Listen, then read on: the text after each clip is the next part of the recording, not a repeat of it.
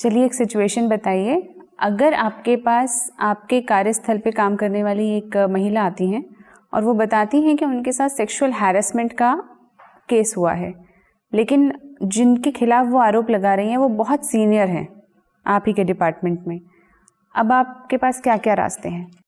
Ma'am, पहला चीज़ तो मैं उनसे कहूँगी कि इसकी कंप्लेन कीजिए और कमिटी जैसे विशाखा गाइडलाइंस के अंदर ये कमिटी बनाने का भी प्रोविज़न होता है, तो मैं इस कंप्लेन को कमिटी तक ले जाऊंगी।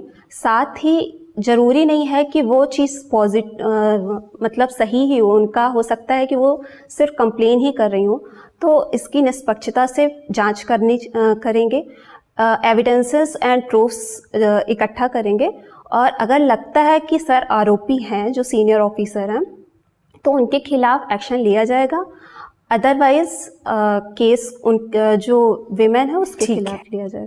चलिए, डिफेंस बजट अगर हम यूएसए, इंडिया और चाइना 3 कंट्रीज़ का कंपेयर करें तो क्या एनालिसिस निकल कर आता है? मैम, यूएसए और चाइना का इंडिया के कंपैरिजन में ज़्यादा है डिफेंस एक्सपेंडिचर। एक्सपोर्ट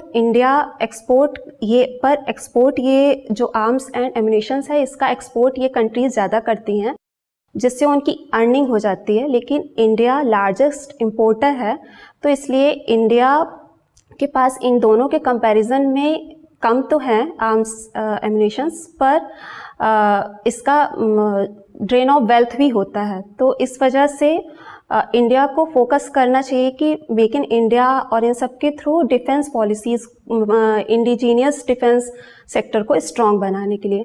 लगभग कितना खर्च करते हैं हम अपने डिफेंस सेक्टर पे एनुअली? मैम 1.5% जीडीपी के, मतलब मैं गेस कर रही हूँ, मैं श्योर नहीं हूँ ma'am.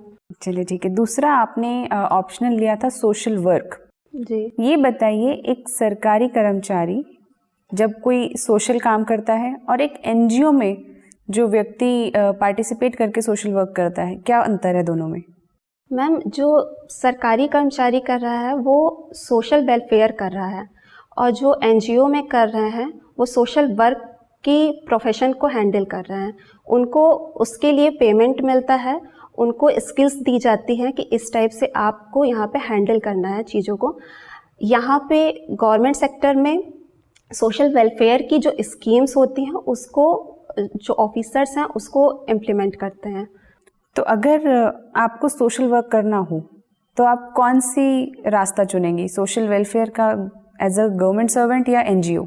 Ma'am, as a government sector choose करूँगी, क्योंकि इसमें मैं पॉलिसी मेकिंग में भी हेल्प कर सकती हूँ, तो मुझे जहाँ पे लगेगा ज़रूरत पड़ेगी और साथ ही कोऑर्डिनेशन के थ्रू एनजीओ और जो सिविल सोसाइटीज़ हैं उनके थ्रू कोऑर्डिनेशन करके ग्राउंड लेवल से चीज़ों को, जो प्रॉब्लम्स हैं उसको निकाल के फिर उसके बाद वो पॉलिसीज़ बना के मैं इसमें ज़्यादा अच्छे तरीके से वेलफेयर कर पाऊँगी।